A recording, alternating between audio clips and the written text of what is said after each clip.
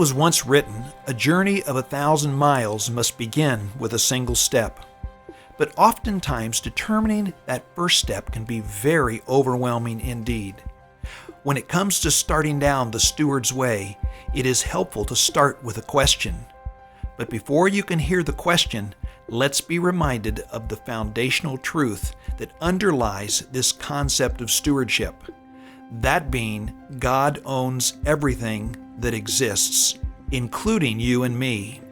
God confirms His ownership of everything in Job 41:11, where He is forcefully questioning Job, "Who has given to me that I should repay him? Whatever is under the whole heaven is mine." We must keep this truth ever present in our minds. Ponder this truth when you sit down to prepare your personal balance sheet of all you own. Your list of assets should be very short. In fact, the page should be blank because we own nothing, period. It is all His. We could certainly prepare a list of assets that we are managing for Him, but none of them belongs to us. Only by accepting this foundational truth of God's ownership of everything can we be properly prepared to ask the one question that changes everything. Unfortunately, it is not a question that can be asked once, answered once, and then we move on. It is a question that we must ask daily, sometimes even hourly. So, is your curiosity adequately piqued as to what this profound and simple life-changing question is? Here it is. Quite simple to ask, quite difficult to answer. God, what do you want me to do with all that you have entrusted to me?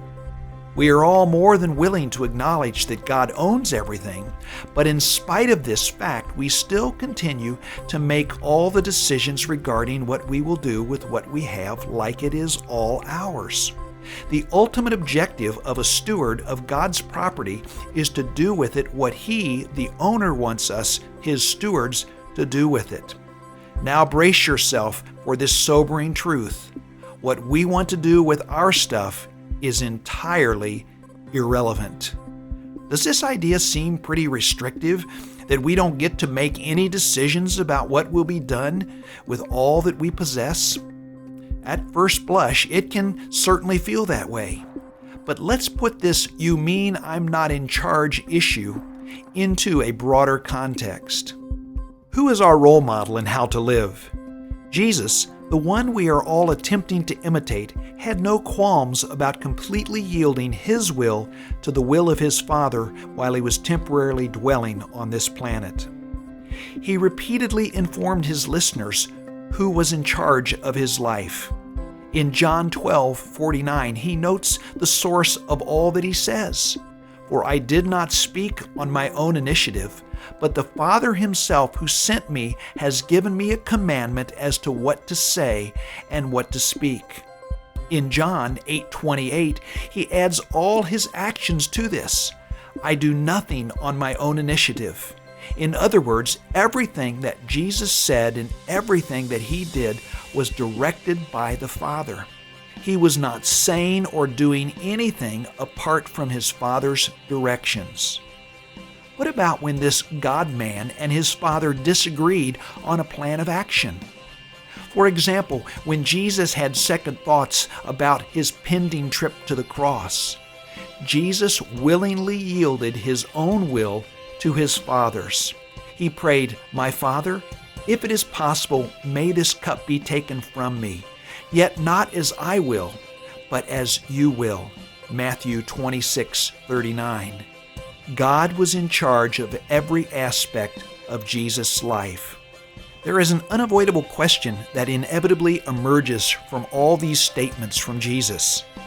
If Jesus willingly yielded all of His words, His actions, and even His very life to the will of the Father, dare we be so arrogant or rebellious to make unilateral decisions about our lives and possessions without first consulting with the Father? In other words, are we personally emulating Jesus' submission statement in John 5:30, "I can do nothing on my own initiative because I do not seek my own will, but the will of Him who sent me"? As the game show host always says, but wait, there's more. Jesus not only models this for us, He also gives us very direct instructions on how we ought to be handling our Father's property.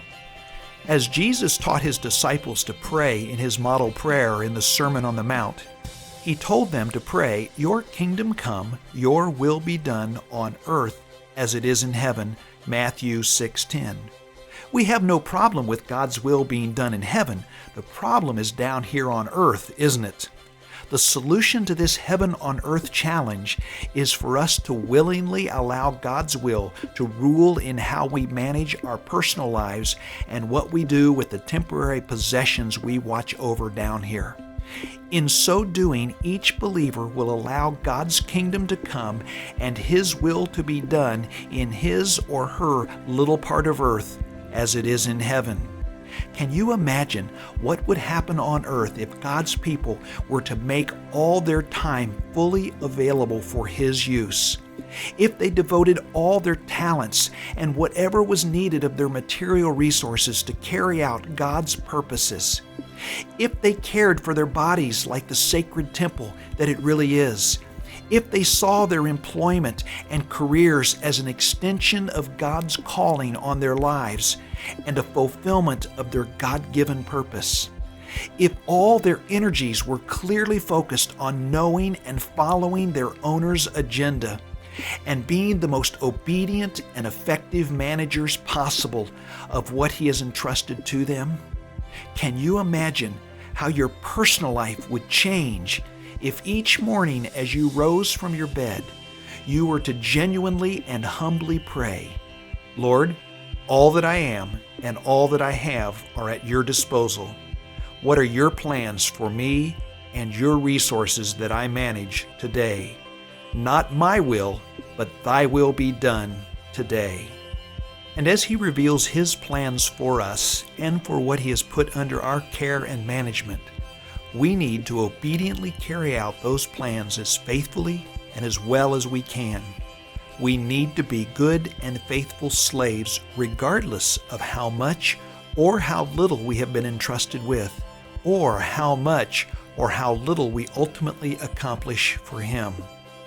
Can you now see why this one simple question, "God, what do you want me to do with what you've entrusted to me?" really does change everything?